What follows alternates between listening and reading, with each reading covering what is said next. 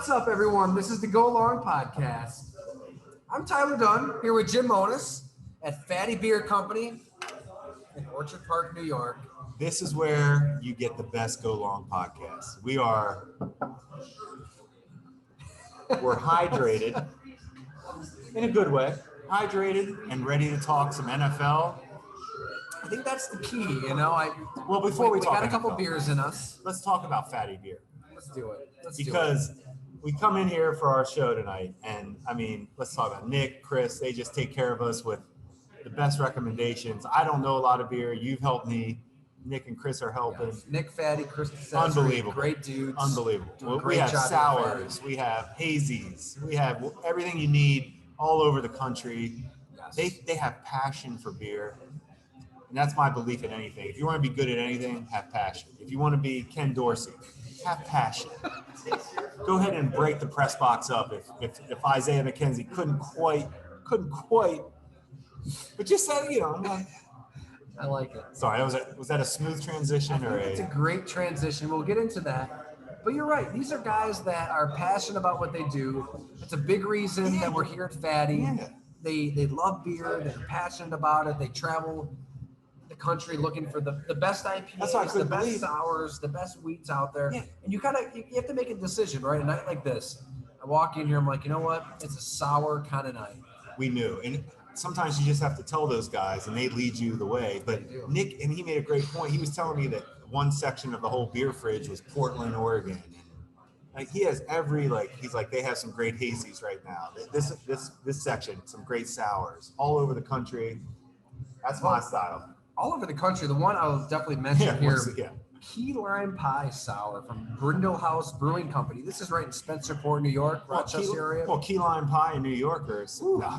This is the one that it's 4.5, but it hits good. Sounds like a good Ricky Henderson leadoff beer.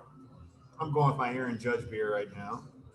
I like it. This is the home run hitter from what Nick told me. It's called Canopy. I had this one before. A little double IPA. I like it.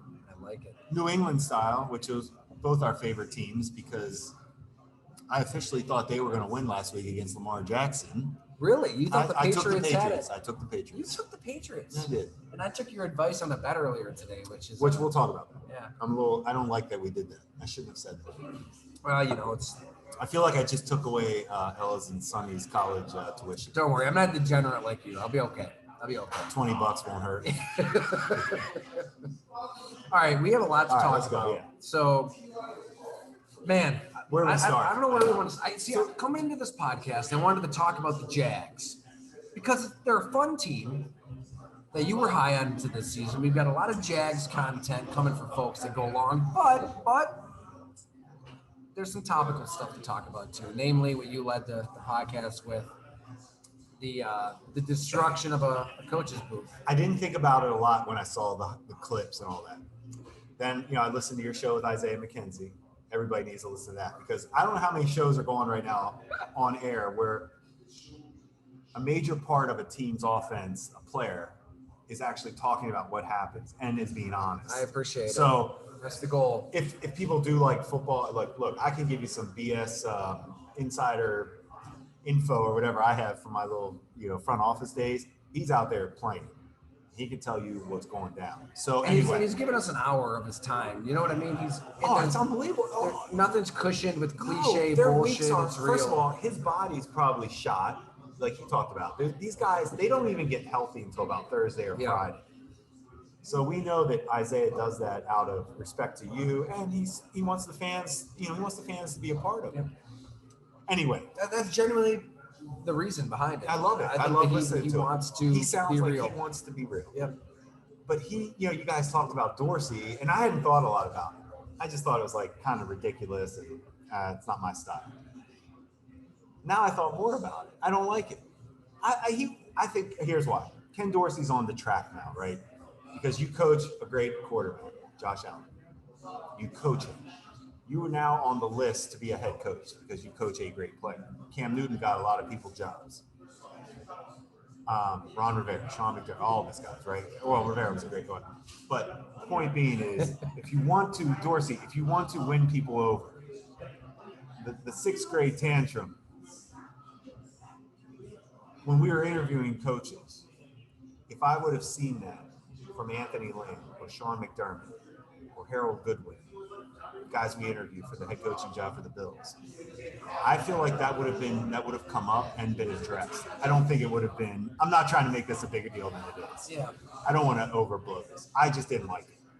It would have been a question for a head coach candidate. Just to say why, because here's my take on it. Were you mad about? And this is for Dorsey to answer. Maybe Isaiah McKenzie could answer. But was he upset about that play or just the game?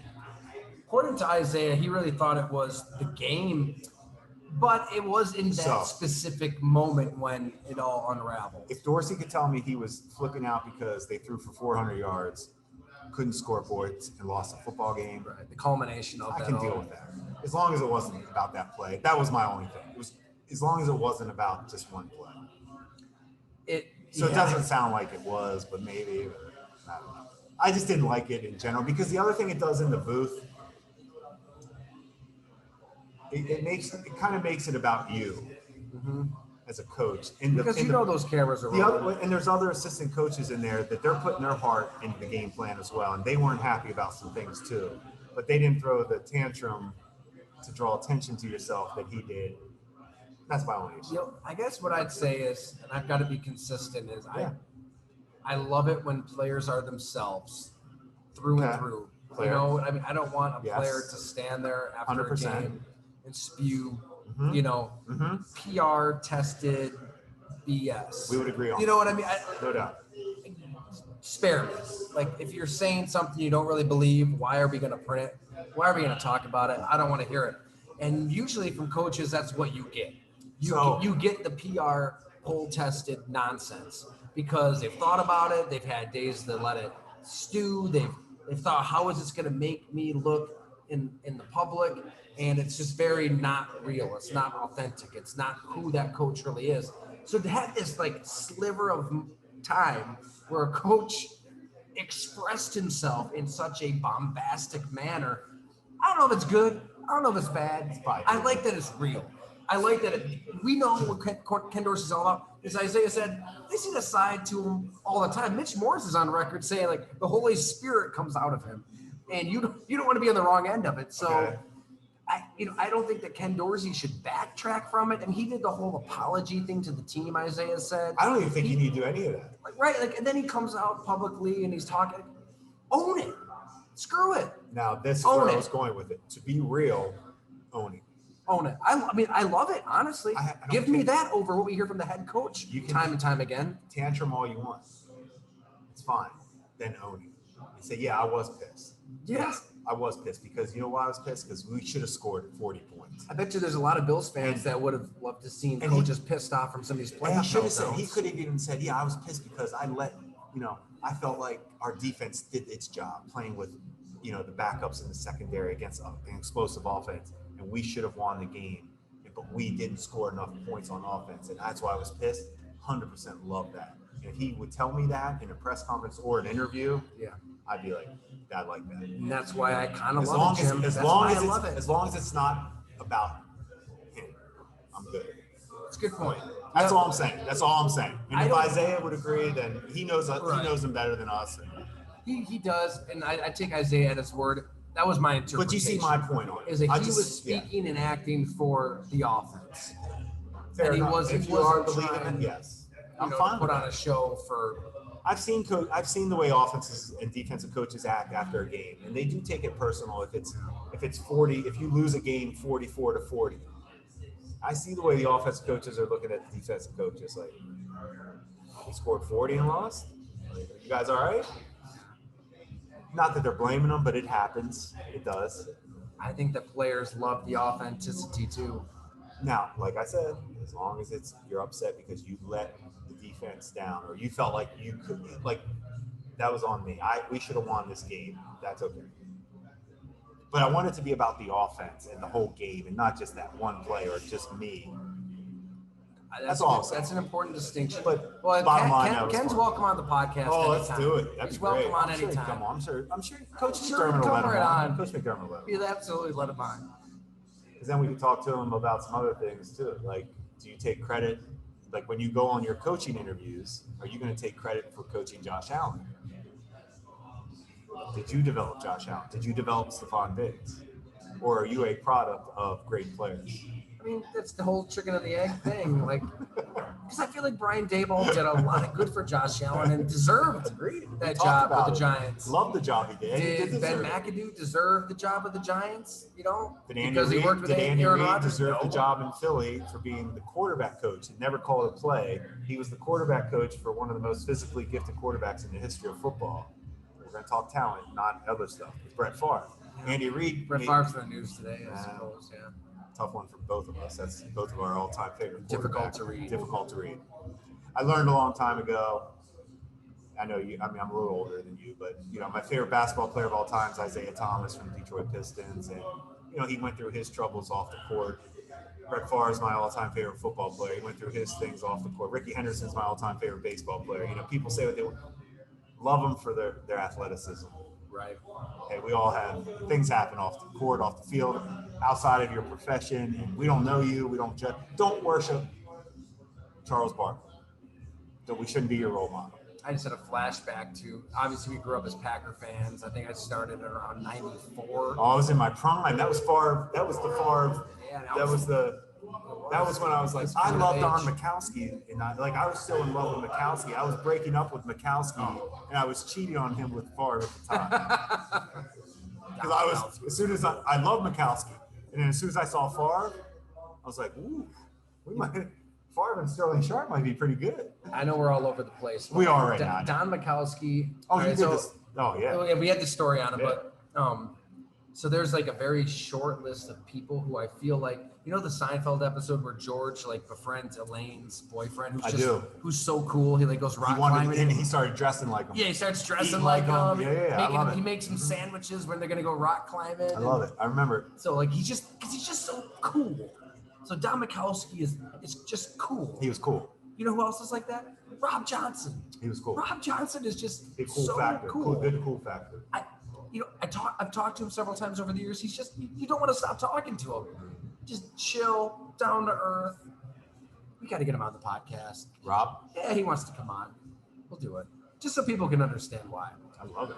I don't know where I was going with this. Yeah, So the whole I got into the Packers in like 94. It would have been 99 or 2000 when the Mark Chmura stuff went down. I love with the hot tub and the babysitter was it consensual? Was it rape? So I was born in 87, so that would make me what, 12, 13? Mm-hmm. Imagine being my mom and dad. Because I don't know what the hell's going on. Like I cheered for the Packers. I probably had a Chmura jersey. Like, I'm all into it. Yeah, the first time me and my dad went to Lambeau was 99 when they played the Lions. Corey Bradford, crazy catch, corner of the end zone. It was incredible. Bradford's good. He was, yeah. But imagine, I've already put myself in that position, like with Ella and Sonny. One day, if they're passionate about a team, Dad, what happened to Mark Chmura? Like, what's going on in the news? Like, I don't even know what my parents told. I never even asked him, like, what did you tell me? How do you explain what Mark Chmura is being accused of? And that's a great point. How do you explain? I'm like dreading this stuff as a parent already. I don't know. Right now, we just have to worry about, the occasional tantrum and not wanting to go to sleep at night. Not if your favorite player is stealing money from everybody in the. All right. Right. Yeah. Allegedly. This podcast went to a dark place there. No. All right. So that's the Bills. That's Ken Dorsey. I like. We're midweek right now. We're getting ready for. Look. Let's. Okay. How about we do this? Let's talk about the Bills. Tough ass game, right? Conditions down to the wire. Should have won. Had chances. Blah blah. Now you're playing Baltimore. Fascinated by this game. Fascinated. I don't think the Bills can win this game. And I still wouldn't. I wouldn't panic as a Bills fan if you lose to Baltimore. I am fascinated by the NFL period right now. Anybody can beat anybody. We know that. But you just go on the road in Miami. And I might have. We talked Monday morning about the conditions in Miami, the heat. I kind of said, hey, both teams are dealing with it. I kind of pushed it aside. It sounds like it was definitely real for both teams. And I heard Isaiah, I heard Stephon Diggs talk about it. It was real. They were dropping. It was affecting them. Okay. Now you got to turn around and play, other than Josh Allen and Mahomes, in the conversation, right? Lamar Jackson, and the best tight end in football, he could be in your next book for tight ends, Mark Andrews, because there's no tight end doing what he's doing. There's no tight end dominating as a blocker and a receiver. None. He is a old school beast, jump ball winning tight end. Yeah. It's like he's on a trampoline. Tyler, he is awesome. So is Lamar, but Lamar, he helps Lamar too. Going back to the whole Bills-Ravens game. I don't know how the Bills win this game. If they do, wow. To me, wow. Now, the Ravens defense is struggling. Like, it's still struggling. I'm not happy with the Ravens defense. Like, I was on record of saying I thought they could defensively come back, be healthy. They're struggling. They are. But to our point is, can the Bills rebound from that when a physical game like that happens and you lose? I mean, you had chances to win. It goes down to the wire like that. This is a long week. Like, you're recovering. You're spending most of your week recovering from the injuries and whatever it is, the tired. Now you have to gear up and play another team that you're going to be fighting in the playoffs eventually. You know, it's hard, man. The NFL's hard. And they just went up and they balled out. Like, I watched the Ravens balled out. They had to. Mac Jones, or that fumble, they caused that fumble. Aguilar, I think it was. They punched it out. Was Aguilar? Yeah. That changed that Patriot-Ravens game for the Ravens good, because the Patriots would fight. They were playing hard. Fight. I took the Patriots, and I thought they had a shot, but they didn't come through. But point being is, the Ravens had a hell of a road win. Now they're going back home. Now they can really solidify themselves. The Ravens right now are looking at this game like, fuck, we just stole one in New England. Like, when I say steal, you knew that game could have gone either way. We got it on the road. Now we're going home playing another team that we know we're going to have to play in the playoffs. Let's send another message and let's separate ourselves. Let's get home field and beat the Bills. I'm not saying they're going. I mean, I'm not saying it's that easy, but that's the difference in teams right now, where the Bills are recovering. The Ravens are like, let's build on this. This strikes me as a stage that the Bills are in, you know, and their ascension to being a Super Bowl team, right? That they've never experienced this before. They've never been this banged up. This is early. Let me ask you this: do you think the whole NFL is more banged up than it's ever been? It seems like everybody's dropping. It does. Am I blowing that? I think we're opening ourselves up to a whole new debate. Like, I get taking care of players, but are you really taking care of players in training camp by not hitting as much as you used to?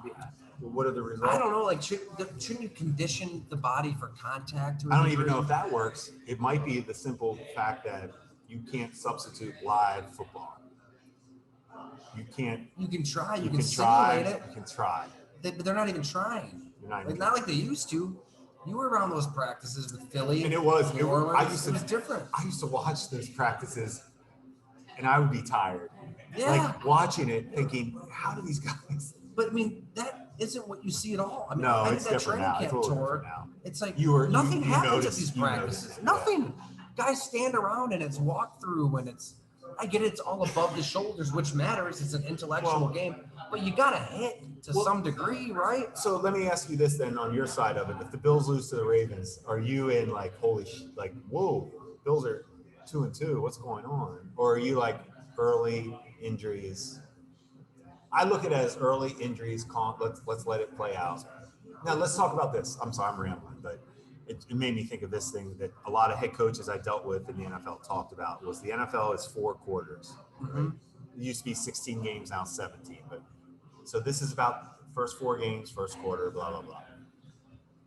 So we're getting ready to hit the end of the first quarter. If the Bills are 2-2 after the first quarter of the season, to me, the season hasn't started. Right? Do you agree? It's hard for me to really react. That's what I mean. Is it worth it? Right That's now. what I meant. Right. We've said it from day one. It's about January and February for the Bills. They're going to be in the playoffs. That's it. That's how I feel about it. That's it. And I feel like they can kind of withstand any. Look, this is something they haven't dealt with injuries to this extent before, especially in the secondary, but they can withstand anything as long as Josh Allen and Stephon Diggs are healthy. Like, your season goes into the tank if Josh Allen goes down. Done. No, it's done. Done. So if he's healthy, Diggs is healthy, they can beat anybody. And You know what I guess, what do you take from this game? Well, they played Lamar Jackson tough in his MVP season in 2019. They lost at home, but it was tough sledding for Lamar. I forgot I forgot about that. Yeah, I think they'll have a good plan for him. At the same time, like last season, You plan all you want, right, for him. Yeah. It's hard. It's hard. He's playing it. You know what he's playing like? He's playing like he's his own agent, trying to be the highest paid player in the history of football. he is. Because he is. I don't know how you don't make him. I'm telling you. I mean, they blew that game against Miami. They should be They 3-0. did, no doubt. They should be 3-0. Who's a? I'm telling you right now. If I'm the Chicago, I don't know what. I gotta look up salary cap stuff for the NFC. Whoever has the most money in the NFC right now, I'm halting all activities. But you have to wait 2 years, right? That's the only thing. That's where I struggle with it. Like, Are you Lamar sure Jackson, about that though? I thought Like, you just tag him after this But year. can't you, even if he's exclusive tag, can't you still offer 2 first-round picks together? Am I wrong? I feel bad asking you. I should know this Would answer. the Ravens but really move on from Lamar Jackson, though? They're not going to want to move on from him. then pay him. They want to pay him, but they don't want to pay Deshaun Watson money. Jimmy has. I can kind of empathize with both sides a little bit. I don't. Look, I'm the first guy to tell you, I don't know if Lamar can beat Mahomes or Josh Allen. I'd still make him the highest paid player if I was Still pay him that I'd still money. pay him. That's all I'm saying. Well, you know what? These teams make so much money. You're probably right. That's the only reason I'm saying. And he's so valuable. It's the only position that matters. You know, and you're hearing some players come forward, like Ed Reed. I think it was with Kevin Clark's show, saying like the Ravens. They don't like to fork over a lot of money in these situations. They just don't do it historically. It's that age-old debate. Like, you know, the Ravens have been really, really good for the most part of 2 decades, running their business a certain way. Do you just kind of trash those principles for Lamar Jackson? We know probably. I guess here's you the best probably thing. should. Here's the best thing about the Ravens, and we talk about it every time we talk about Lamar. We know for a fact that they had the tight end Hayden Hurst, or no, not Hayden Hurst. What's his name? Was that the name? Yep. We know for a fact that they had at best average tight end above Lamar Jackson on their draft board. Okay, so let's not get too carried away on Baltimore taking Lamar Jackson. And let's not don't think for a second Lamar doesn't look at that.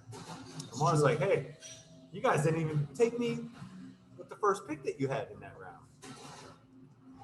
There's a Now you don't want to pay me? Now you don't want to pay me? Thanks. I'll say this though, I don't think that Baltimore minds that mindset out of Lamar Jackson. They probably What if it's going to produce these numbers? They probably like the fact that he's pissed off. Like just like Green Bay, like the fact that Aaron Rodgers played the way he did after they drafted Jordan Love. Good point. You know, I think that Aaron Rodgers would have still been a very good quarterback, but his game was still up here in a stratosphere with the best. But you know, they lost in the NFC Championship game. There were some moments there where it seemed like a little bit was coming off the fastball. You cannot tell me that the way that Aaron Rodgers is wired, when he cares so much about what people think, what the organization thinks, how they treat him, you can't tell me that that wasn't a factor in him winning MVP in back-to-back seasons. A first-round quarterback over your shoulder, your replacement, your heir apparent. I don't care what he says on the million podcasts that he's been on in the last month.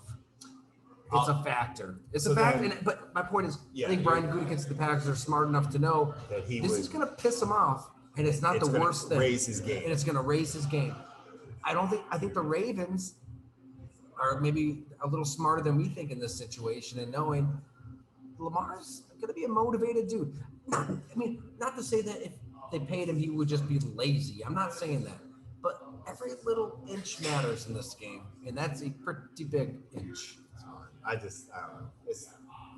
There's certain things Doug Willie and I used to talk about with the bill. Like, we used to love when there was easy decisions. Yeah. Most of the time it's hard. Should we draft? Should we take him? Should we take him? Blah, blah, blah. Man, this one's not hard. Yeah. This is one of the top It's three. a good way to put it. I hate to, sometimes I don't want to, I'm not trying to just take away from how serious the matter is for the Ravens and planning for their future. But this is what you're looking for. You have it. Yeah. You have what everybody covets, a quarterback that can win a Super Bowl. You know that. His track record says it. You have a guy that will give you a chance in a conference that you are competing with. Mahomes, Josh Allen, blah, blah, blah. We talked about it. If you want to lose them, that's your deal. It's on you. Yeah. It's on you. I would lock that up and I'd worry about the rest of everything else. Because the others, that is the hardest. I guess I look at it so differently because we spent every year of our life banging our heads into a wall trying to find a quarterback. So when I see a team that has one, I'm like, just keep them. I know. That's my thought. Because there's he's in a class of 5, Tyler, 6. what he's doing right now is like, yes, 3 or 4. Yeah. And I really do think it's Rodgers, right. Mahomes, Allen, and Lamar. Those 4, I think, have separated themselves. I think Burrow and Herbert are that next tier. Oh man, you know what? Maybe that's for Another pod. Let's let the season play out. That could be a quarterback. I'm pod. saying that Justin Herbert conversation is one we have to have. He needs to win a game though. He needs to do something. No, I think not. I think he's fine. I think he's a stud. I think he's maybe the best. That's fine. The way he still has never done anything in college or the NFL. But why don't you just sit him for a couple games if you're the Chargers? 100%. What are you doing? 100%. Why are you? That one I don't get. He's way more valuable than playing Tyler, in this game. 100%. Yeah. I thought you were saying I can't put him in those guys category yet because he hasn't even done. No, that's true. Yeah, I need him to just do a little more. The talent is there for sure. What quarterbacks are falling off? Okay, so we're in the first quarter of the NFL. Who are you? I've got a couple I'm ready to cut bait on. Okay, cut bait. So when we're saying cut bait, like I think I'm not going to say cut bait. I'm going to say more. I feel good about. Are you a starter or a backup? Maybe that game. All right, I'm thinking more. Okay, yeah, do that. Okay, let's do this. Let's do a player, and let's say, do you want to cut him? Backup starter. Sure. How about that? Jameis Winston. Now let's go through it. Mine is backup. Are you ready to cut him, or are you good with a number 2?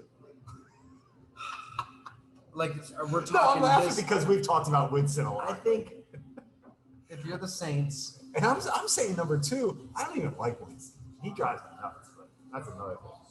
Well, he's got broken bones. Do you like his in interviews though? I love him. You do. I do. Yeah. He's so weird, but I like it. He's out there. Go ahead. Okay. So, I think it's really him. Cut or number 2? I think it's him too. Cut or number 2? I like. Are we talking Jameis Winston with the broken bones in his back? No, healthy Jameis. A healthy Jameis. A healthy Jameis is a good number 2. I agree. But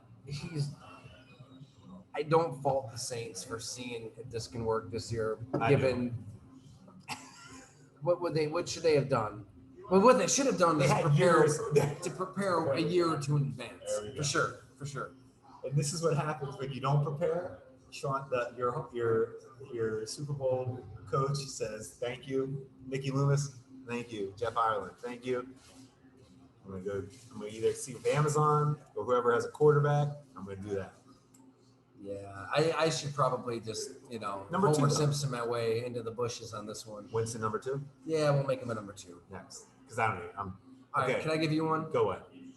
This isn't necessarily cut or number 2, but this is like, is he still? Or you better not say that. No. This is I haven't run this by you. All right. Is this quarterback still worth building your team around? And granted, with what the team did, he better be. Russell Wilson. No. Whoa. Love him. One of my all-time favorites. Scouted him when he was a freshman at NC State. Thank you. Done. You're out. AFC. Game is done. Boy, they paid him so much money. Woo, did they ever? What was it, 260? Woo, did they ever? All those first-round draft picks. Tyler, they're unwatchable. That was brutal. They won a game with brutal. With Jimmy Garoppolo running out of his own end zone. That's what it took for them to win. Which you can see why. At home, in Denver. You can see why Kyle Shanahan gave up 3 firsts for Trey Lance. That's what you have right there. Jimmy All right, Garoppolo. you went on another route though. I did. I stay on Russell. For a second, because we can go that route too. But Denver's offense is so disjointed and difficult to watch. It's really I hate it. I turned it off. Did you ever watch the Bills in 13 or 14?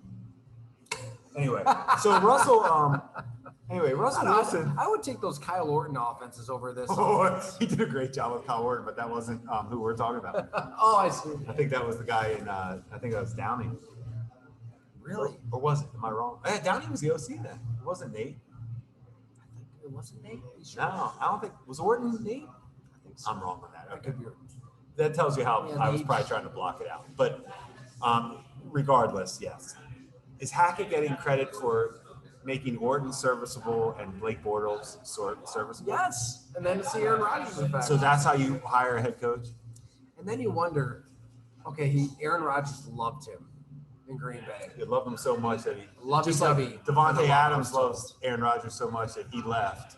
Aaron loves Hackett so much he stayed. Like I mean, we talked up Hackett so much on this podcast. we talked about him as being a fresh, fun interview, and we talked about intrigue to watch. But schematically, we never really knew. EJ, when we talked to EJ, I was trying to lead EJ into a little criticism of Hackett from what There's an want. EJ story there that you know that I hope you tell on the podcast one day. Well, that one's a little. I don't know. We maybe, but Get enough beers in you. yeah, I just don't know if it's relevant at this point. It's It funny. might be. It's funny. It's more funny. It's more fun. It doesn't tell anything about. Right, anything it's not that's a big going on. picture. We'll talk about it someday. Maybe we'll get EJ back. Actually, let's get EJ later in the year. 'Cause it'd be fun for EJ to break down Hackett again. Yes. Now that he has a head coaching job, and EJ's not trying to be so politically correct. Yeah, we don't like the political correctness on this. But point being, man, Russell ain't the same Russell. Yeah, I don't wanna He's not the playmaker that he was on his own when things go bad. And that's where I kind of hesitate to just I don't see any give up on play- Nate Hackett because Oh yeah, I feel like a lot of this is Russell. I think it is both. I think Hackett has certainly, we know about the clock management. Russell isn't this, but anybody that's watched him the last couple of years has seen this. His decline, you've seen it. And when I say decline, you're talking about one of the greatest, and the decline means he's good. But you better be great. It's not worth what they paid him. In the AFC, you know what you have to beat. I thought it was going to be a match made in heaven between those two because they're so football still obsessed. long season. And they're 2-1, which is crazy. And We're sitting here, we're acting like it's the worst. We're murdering them. And they're I'm 2-1. guilty of it. Yeah.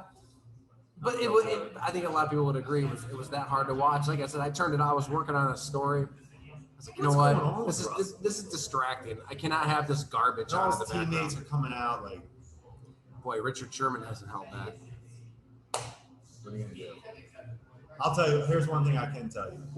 I don't think I talked about this. When he was at NC State, I was scouting. So in our draft meetings, Russell goes to Wisconsin for his last season, right? Major transfer. So he was I was a Southeast scout. So now I wasn't scouting Russell for his draft, right? And I was kind of like, you know how you're like, oh man, I really wanted to like talk about him because I watched him from, at NC State every year. So when I'm at NC State talking, I knew you get to know so many people when you scout. And when I was going in there that year to talk to them about their current players, and you bring up Russell, they weren't that upset that he left. Really?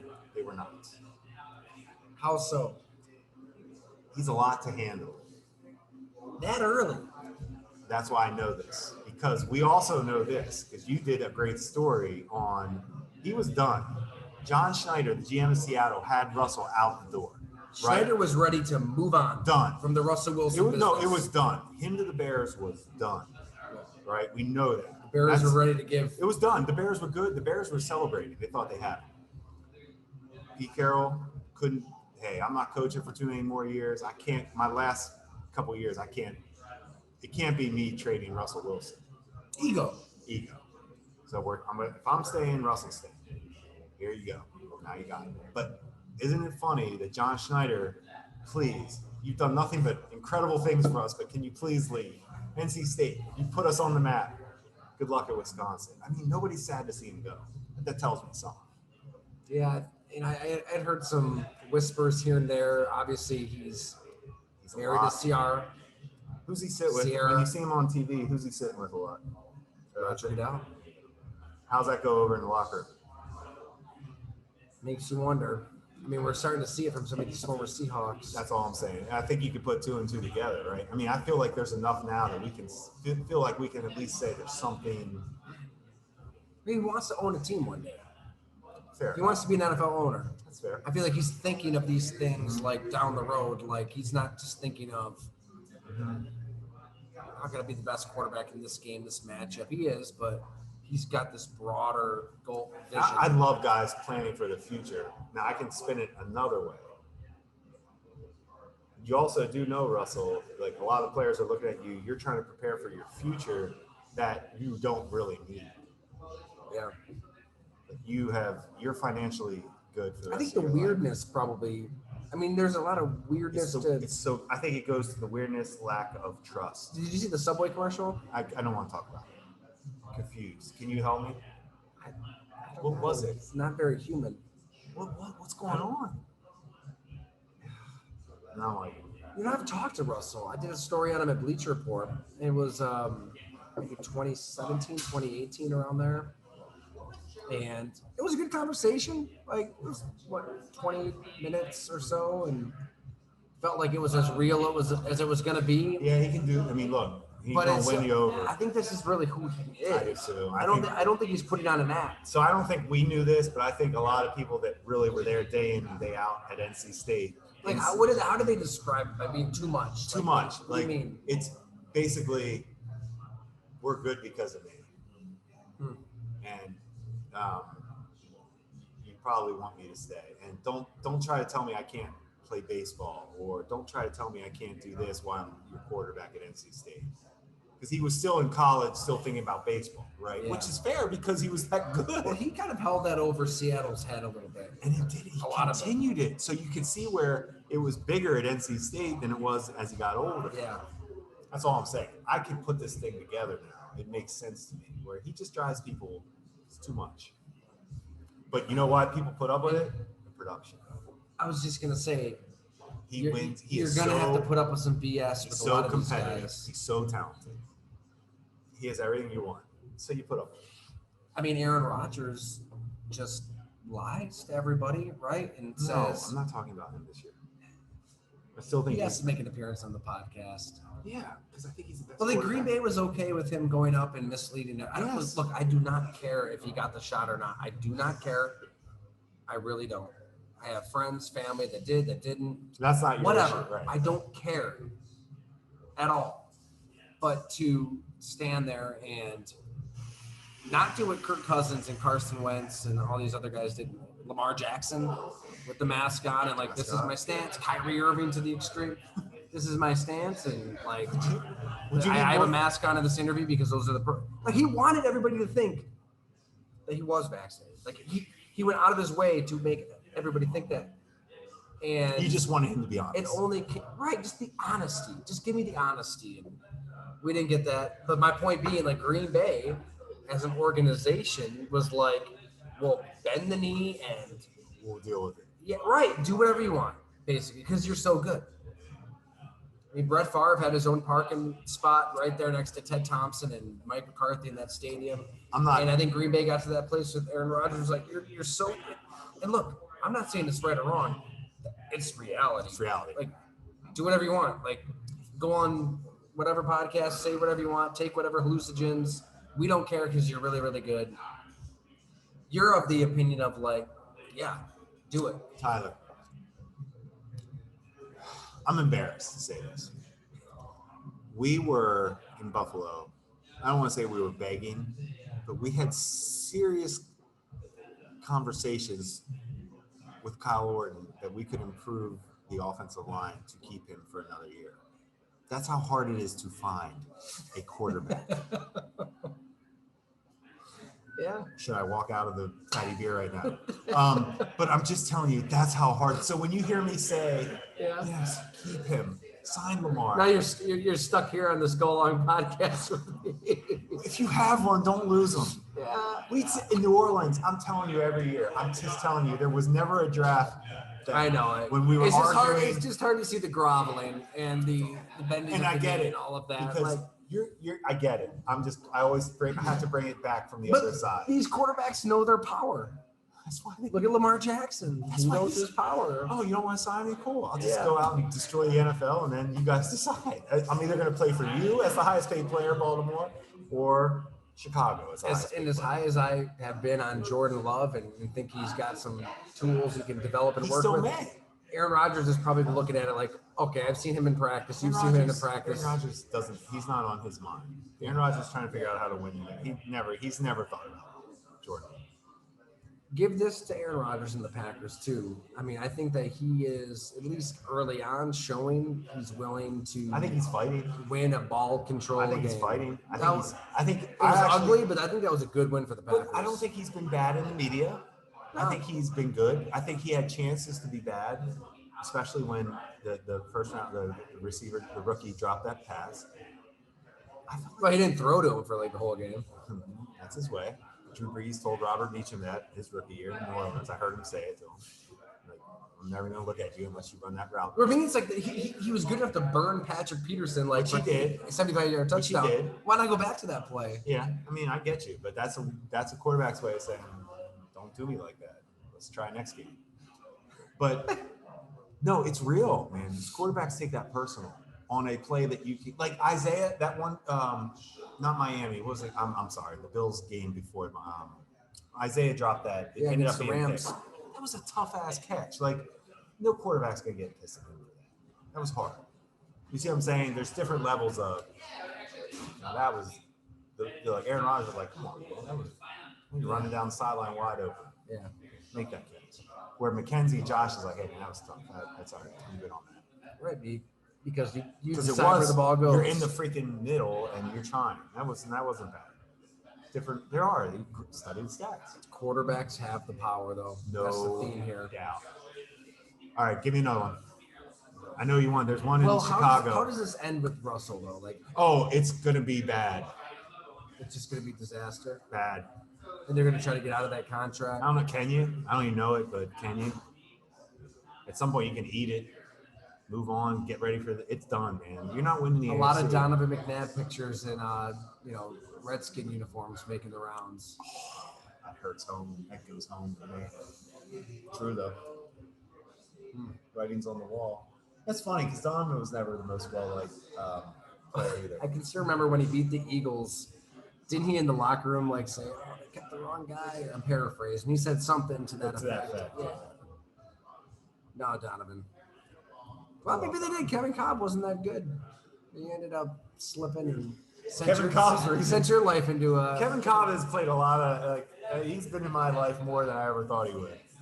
I always forget about that variable to your quarterback. How about EJ? Charade. You know, to Buddy Nix's and Doug Whaley, who we talked about it, but they did have a plan for EJ. I mean, he wasn't supposed to play right away. It was going to be Right. Cobb's year. It was going to be Kevin Cobb. So let's make sure we say it. I mean, we should really get him on the podcast. I've talked to him about this. If we could, I would love to talk to him about that. And you know what I'd love to ask him is what it's like to be a veteran starter. You were brought in to be the starter, and then the team drafted a first-round quarterback, knowing Yeah. they only want you for a year. How do you feel? I'd love to ask him. And then he suffers the concussion. That's what I'm saying. You go out there, you're ready to you're ready to play for the Bills, and you get this crazy injury. I've got to find the story. I mean, you were with I was the Bills there at the yeah, I time, was but there. I'm trying to remember though. we talked about it. Like he said he was driving down Southwestern Boulevard and like everything got blurry and he almost like crashed into a dude head on. Like Like that. the effects of his concussions were unbelievably life altering. I hope he's in a good place right now. It's hard with concussions because did Cobb have a back injury like Tua, or was it a Well, concussion? no, he had like 3 or 4 concussions in him. One, I was joking it got about worse. Tua. It got worse and worse and worse and worse and worse. Because it's concussions, and Tua had one too. Oh yeah, I was zoning out there. No, you're good. You were in robot. You went into hardcore. I was trying to joke, but To your point, Yeah. Cobb's thing. Yeah, it No, wasn't Cobb's. a- No, because I don't want to joke around about concussions. 'Cause It's the Cobb thing it's was. a very joking. I kind of brushed off subject. Cobb. It was real. Yeah. Like he couldn't. That's scary. That's what concussions do, and that's why this whole Miami thing is going to get investigated hard. Anyway, I don't want to go that route. All right, so quarterbacks who are backups cut start. I got one for you. This is a good one because I'm struggling. And it could go start, backup, cut. It could be any three right now. I am completely Justin Fields. Here we go. Now, what was the word on him coming out? Everybody, here's what everybody told me.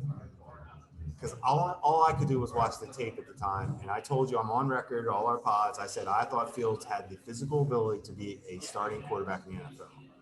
My friends in the NFL who scouted him told me he was a slow processor. And I said, that's interesting because he's a smart, he knows football, he's smart. This is where it gets tricky as a quarterback. Being smart and knowing the game is one thing, but being able to pull the trigger in a half second is tough. And I'm noticing what everybody told me about Fields.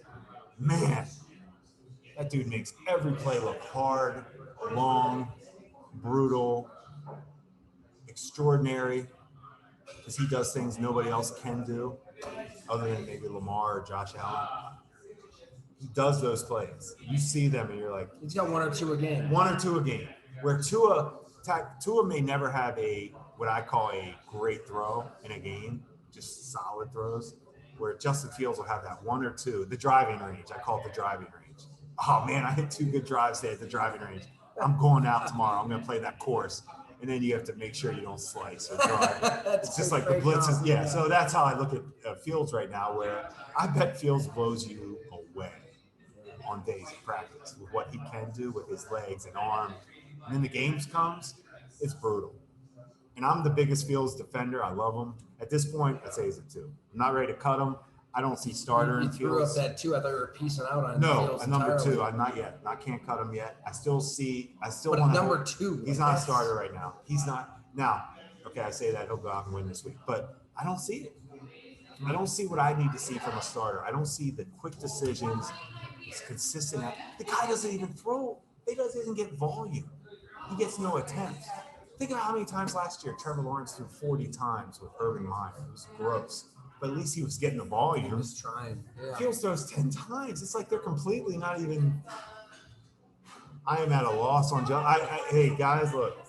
I do my best. I watched the tape on him. Physically, I thought he had the skills. At this point, I'm terrified. I'd be terrified of what I said. You know, my first instinct is to criticize the Bears for how they handled everything this offseason. So we did that, right? Right. A little bit. And not, I mean, the Jaguars go out and spend $260 million. And a proven coach. Right. And a proven Where coach. the Bears brought in a rookie coach. So you take a bad Matt Nagy to a rookie head Luke coach. Getsy, you know, he was around Aaron Rodgers. What did he have to do with that? We don't know. Nothing. Being around a stud doesn't do anything. You didn't develop him. He's a stud. Andy Reid didn't develop Brett Favre. Getsy didn't develop Aaron Rodgers. You know what I'm saying? Like, that's how I look at it. My point is, like, my first instinct is to be like, oh, the Bears did not do enough for Justin Fields, because you look at his supporting cast, you look at they didn't really sign anybody. So we're agreed. But maybe the Bears' approach was, okay, we're coming in as a new regime. We don't know if this quarterback's any good. He's not our quarterback. We're just going to kind of be smart financially and then possibly just move on from him if he's not good. There you go. But Easy out. you didn't really help him a lot with what you have around him It's an either. easy out. It buys you a It's an free easy year out. as a new coach. Right, it kind of buys you time, which is basically, I mean, the Vikings, some of these regimes that come in, they could have nuked everything and moved on and bought themselves time. The Bears are like, no, we're not just going to surround this guy with all kinds of weapons and try to win right now. They didn't. Fields said, I still seeing this thing. This bothers me when he came out this preseason and said that his receivers wouldn't start at Ohio State when he was there. He said that. He did. You can look it up, but he's right.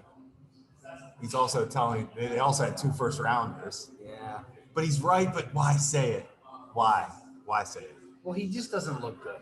I mean, Right frankly, now. he doesn't look like a good quarterback. So that's where I'm at. Like, all right, yeah, maybe the Bears didn't do a heck of a lot. They drafted like a I guess what I'm trying 25-year-old to do rookie, right here, Ellis Jones. I'm trying to say, like, look, we're hard on guys sometimes and blah blah blah. But I'm saying here, I thought he had the ability, and this is where more we're trying to teach how hard it is to evaluate tape. The physical ability is there for Justin Fields. I'm not knocking the physical. Yeah. I'm knocking the rest of the position. And we all see it. Quarterback is about improv, being flexible, making play, be a playmaker, see it fast, adjust. I'm not That's it. seeing Seen it fast. Burrow can see it fast. Lawrence can see it fast.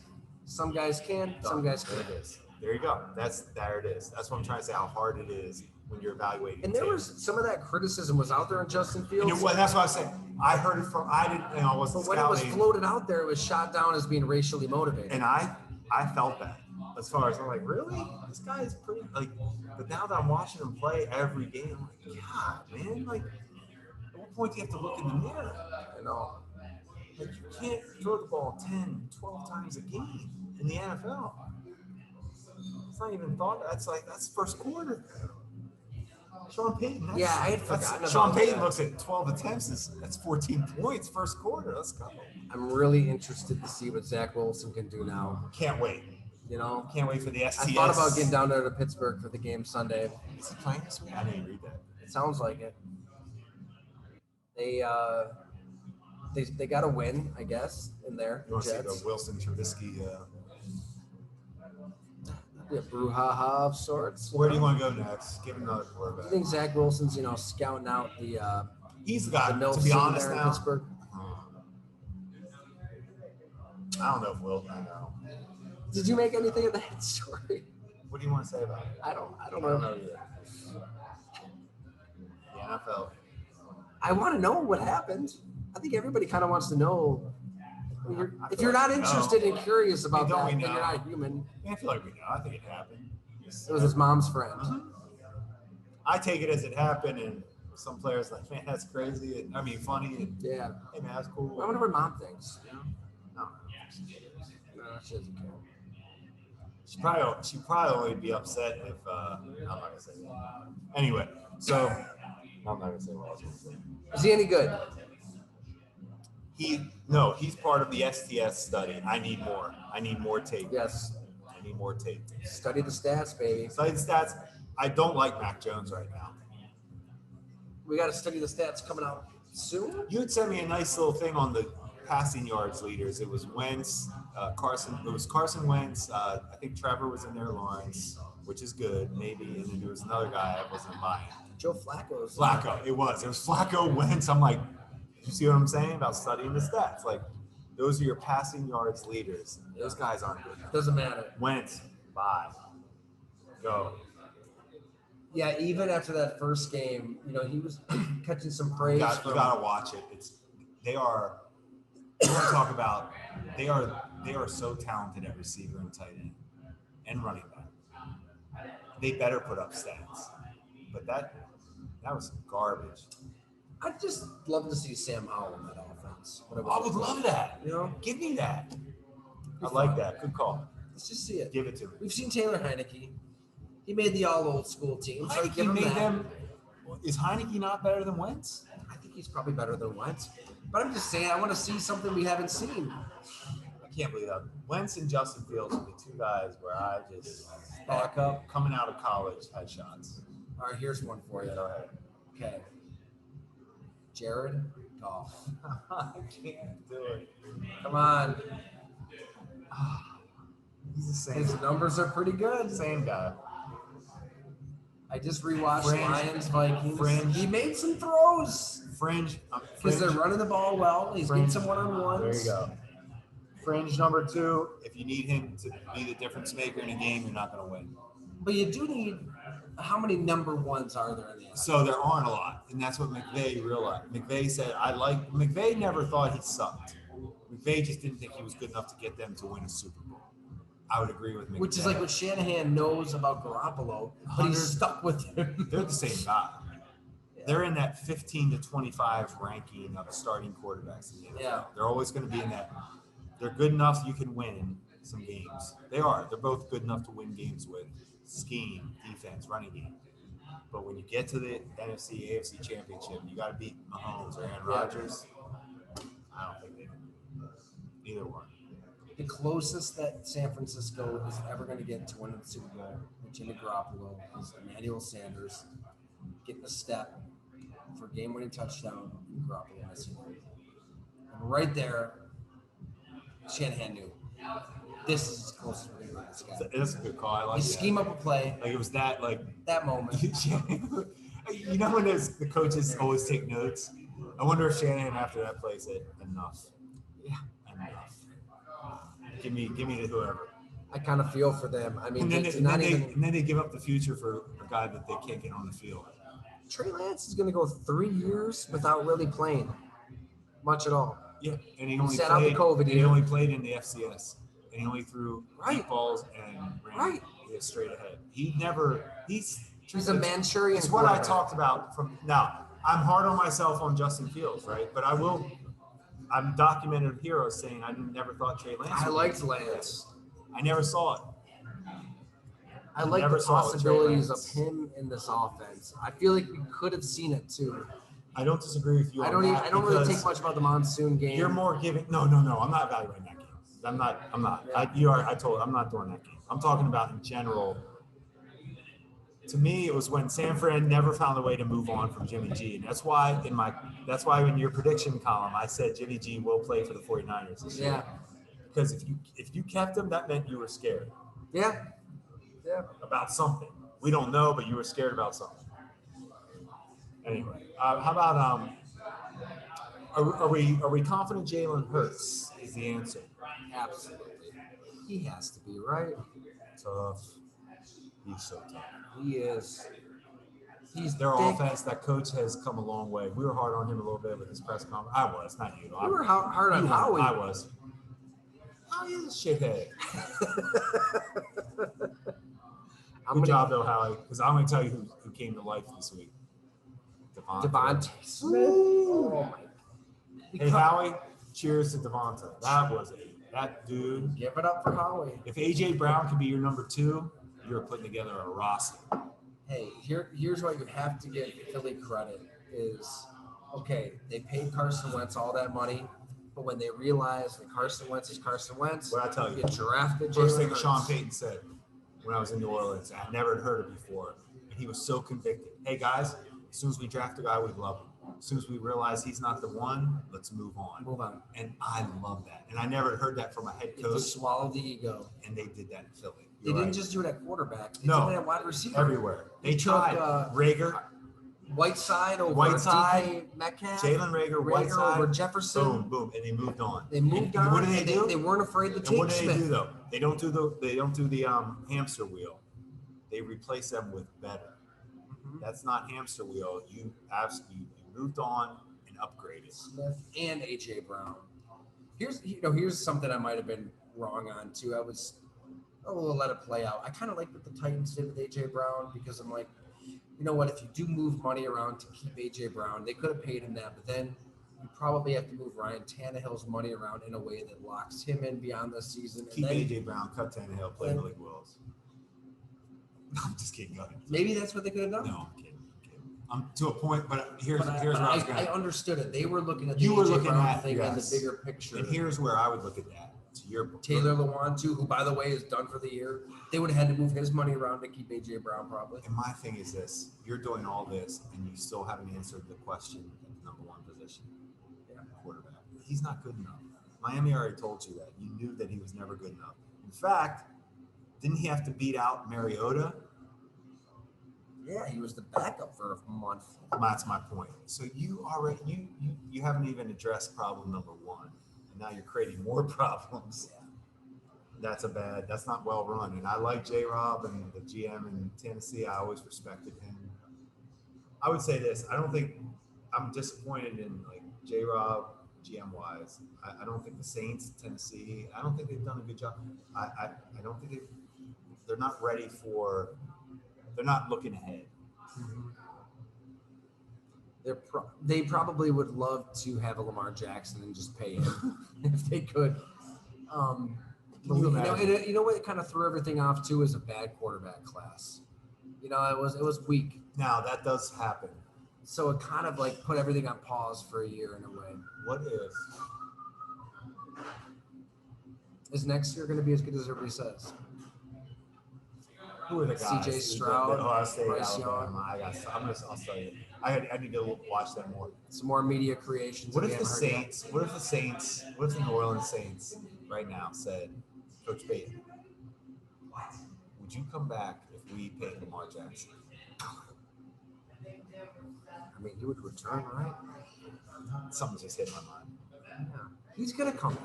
He's coming. I was thinking I don't know if Coach Payton. I don't think it's going to be Dallas. We talked about this. I don't either. I'm with you. It's I too think obvious, and I don't think Jerry Jones would give him total control, and I don't No. think Coach Payton would go there without control. It's pretty remarkable. I mean, here Dallas wins 2 games that none of us thought they could win, and you still have Jerry Jones like pumping up Cooper Rush in a way of like, maybe he should be our guy, even if Dak's healthy. And then Mike McCarthy says, no, Dak's our guy. Dak's our guy. And you have Jerry Jones saying, gotta feed Zeke. The offense has to run through Zeke, and then Tony Pollard runs for 100 yards. It's like the owner cannot help himself, even when things are good or bad. It does I not feel matter. like Mike McCarthy every Friday checks that automatic deposit from the paycheck. Yes, got another one. Let's go. Dak's our guy. Hey, Dak's our guy. Hey, you know what though? Cash that check. Give it up to Dallas. I don't know if they're going to be able to keep winning, but Backup quarterbacks.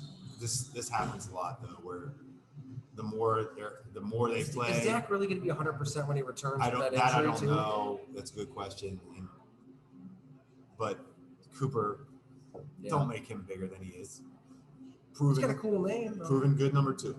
It's a fun name. Good number 2. Anybody else? Derek Carr, Oh, come on. love him. They're in a weird spot right now where AFC. everybody's bracketing Devontae Adams, and you've got the Russell Wilson, Matt Derek Carr. Collinses of the world, blowing up. They gotta just force feed Devontae. I mean, you paid him all this money. Force feed. You know what's Devontae funny? Adams. I didn't know how good he was, Devontae Adams. I still think he's really good. I didn't know how good. I thought he was really good. I mean, I thought he was a top 5. I'm starting to actually think he might be number 1. Really? Oh yeah, what I was watching him do. I loved him coming out. I was worried about the hands. I'm not gonna lie. I had like a bottom of the first, top of the second round grade on Devontae Adams. They just have to But- feed him. He is so good. And what pisses me off right now, it makes me think of Kyrie Irving and LeBron. Why wouldn't you stay together? And when I want Devontae and Aaron Rodgers to be together. Maybe he just got tired of the same. And LeBron and Kyrie same. That's my point. I hate seeing 2 elites that were together. I want more of that. Yeah. God, they were good, man. I Aaron hope and you can see Devontae that. were so. I don't want Devontae to not be in the NFL playoffs. Basically, EJ and Marquise Goodwin that you had. Same thing. You're thing. yes, apples. No, we shouldn't poke fun at EJ. We like EJ. I'm not. We loved it. That was the best episode we ever. It was. One of the best. I still respect him for that She got because back on. I want him to talk about this year, like how it's playing out, especially with Hackett. All right, so I like it. That's a good spot to close it up at. I think we had some good quarterback talk. Yeah. Fatty Beer came All through. right, Fatty. Be sure to come on in here at Fatty Brewing Company. Several locations. It's the Fatty best. Beer Company. I'm sorry. Nick Fatty. It's the best. Krista Cesare. It's whatever you Always want. Go great. in and just ask them. What We do you need to went vote the for? sour route today. A lot of good options. We got Kim. We got key lime Your pie key lime was sour. your favorite. It was a lot of good options. But remember, I My hope I'm not last one speaking was out of mine. turn here. Last we heard, for Bills games, you could get to a Fatty location and for $30, just drink whatever you want. Not a bad deal. No, It's a pretty damn good deal. I want to hang out. I want people. I want to have a nice. I want some conversation. Heck yeah. I want people to ask questions. Let's talk. I want to ask people questions. And if you're listening to this podcast, make sure you read the morning after column on Monday. And I put in there, You're doing this some. is when we're going to be Hey, there. man, you Join are. us. You're putting some good stuff out day after. I appreciate all our readers. You guys make it happen. So I'm sure a lot of you do subscribe. If you don't, it's a good time to get on in. It's time. We got some good deals rolling. Wait, we're at that first quarter of the season. That's right. Blood and Guts, baby. October 18th, 30% off. Click the link on my Twitter bio. It's pinned. 30% off. You get a signed book plate. You may or may not see Jim Monis's name appear at some point in the book, which may or may not need to be something we talk about on this podcast at some point. You had a huge say in the evolution of the tight end position, and you're too humble to go there yourself, so I'll go there. A certain tight end in New Orleans. Does he end up with New Orleans if Jim Monis isn't a scout for the Saints? I don't think so. If he didn't end up in New Orleans, he would have been with, it. Possibly New England. There you go. So, long story short, thank you for that little bit. And you should never put me in your book. But it did make me go back and relive how fun that was scouting Jimmy Graham. And that's part of the book. When I mentioned your awesome. name, Jimmy Graham lit up. He knew the impact you had. That is for sure. It's what people don't know when you scout a player and strike up a relationship, draft them to your team, continue it. Man, these guys, Jairi Evans, Roman Harper, Jimmy Graham, Chris Manhurts, they're great dudes, man. They remember you. They absolutely do. He remembered you giving him hell about Maryland basketball. Vasquez. Yeah, Vasquez. It was. I cannot say enough. Well, I told him I knew he had to be a tight end because he couldn't hit a free throw. He could block shots and rebound. That's all he didn't dunk. That's all he could do. I was like, man, you're a bully. You're a bully on the basketball court. Chris Manhurts, same way. Jimmy Graham was awesome to talk to. I didn't really know. I had never talked to him before. You didn't realize how he has a lot of interest. A ton of interest, and the detail in which he could tell stories blew my mind. Was every tight end personally different Yes. in your mind? As far as like the receiving tight ends, like Jimmy Graham was a receiving tight end basketball player. Then you get your Mark Bruner. Yeah, Yeah. Grunt. Yeah. I call them the grunters. Like I love the difference. Same position, but how they can be so different. It's like Cam Newton and Drew Brees. You couldn't be more different than the two of them. But both play the same positions and the value to their team. It's crazy. Even though, so the book is 15 long form stories basically on 15. That's a great way to describe titles. it. You just work your way through it. They intertwine, and Yes. it definitely has a story arc. Like as you read the Yes, book, that's right. you'll see that I'm it not kind of even like close. takes you through NFL history. To your point, there is a major conflict when it comes to old school tight ends versus new school tight ends. I'm trying to think of what to say without giving everything away because I want people to read the book. But this is probably one of the best stories in the book is what happens when a tight end who evolved the position in a substantial way was coached by a tight end who was a tight end himself and was a grunt and only wanted to block and only wanted to kick butt and did not care about catching passes and the glory. And this tight end who may or may not be Tony Gonzalez, let's just say he may or may not have been in Atlanta and he may or may not have had a confrontation with Mike Why did Mularkey. somebody ask you about the photo of Gonzalez in an Atlanta jersey? I get it. He's more known as a chief. Yeah. Yeah, he's more known as a chief. It's funny. When I think think of Gonzalez, the first thing I don't think of as Chiefs. he was really good for the Falcons. He was really good. He his was whole life. his whole career. When I hear Tony Gonzalez, I don't think Chiefs. I think playmaking tight end. Right. He was awesome to talk to. We sat down for 4 hours down in Texas. Right after he moved to Austin, we got together, and you're right. I mean, he was at the top of his game his entire career. The way Dante Whitner put it, we talked because he covered him in the NFC South. Whitner, He compared him to Tim Duncan, like the big fundamental, I like that. like where it's like almost what's gonna happen, but you I can't like that stop it. comparison. Like he gets to the top of the stem, he's gonna like I like box that you out in a comparison. way, and it's just again and again and again and again. It's not flashy, but there's nothing you can do. So But that chapter was wild. I mean, they all were, but that was fun. Here's a test. Here's if we were interviewing somebody for a scouting job, and we're trying to figure out no right or wrong answer.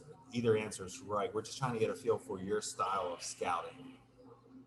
First, if you had to choose first, you had the first pick. You have two choices: Tim Duncan or Shaq. I'm going Tim Duncan. So there you go. I know a lot about you now. Yeah. It's no right or wrong answer. Yeah. Because you're going to get consistent, solid play for 20 years. Shaq, it's going to be next level, next stratosphere, ridiculousness for 3 or 4 years, but then he might get fat and he might just be. Or he might change the game. They might make rules to stop him. And Yeah, that too. I'm a Shaq guy. But to your point, there's no right answer. It helps me know. Shaq was more dominant. There's no wrong answer, I should say. It's fine. I'm just trying to get a feel for you as a scout. I feel like Tim Duncan cared about it more than Shaq. Shaq's fun, but I always understood where Kobe was coming from, being pissed off at Shaq's laziness. No doubt. Jeff Pearlman, incredible sports writer, read his second Showtime book on the Lakers. It's a lot of Kobe Shaq stuff in there. What did he? I was gonna say, did he bring out something? Just Shaq drove Kobe nuts with. I think it drove Kobe nuts. The lack of every day. This is a dominant, unbelievable talent, and you're not taking advantage of what you have. It drove Kobe nuts. Yeah, Kobe had his own issues, but who would Chris Webber want to guard? Duncan. Who would he want to? Who would he not want to? Probably rather guard Duncan, right, than Shaq. Yeah. No, those Kings teams got screwed though. Oh man, those Kings teams. Bibby was so good. Oh my god, that Kings team was fun. Paige Stojakovic, Doug Christie, Bobby Jackson. They were so good. Scott Pollard. I love that team. Vlade flopping around. But he was good. He was good. They all had their role on that team. That was a well-constructed team. Bibby. When they made that trade, Jason Williams for Bibby. Yeah. So Tim Duncan, actually. Let us know if you made it to this point of the podcast and you're wondering, did we Duncan or Shaq? We have a football. We ended with Duncan versus Shaq. Yeah. We want to hear. You want to hear? It's a credit to Fatty Beer. It is. All right. Hopefully, we'll see you next week. Thanks, everyone.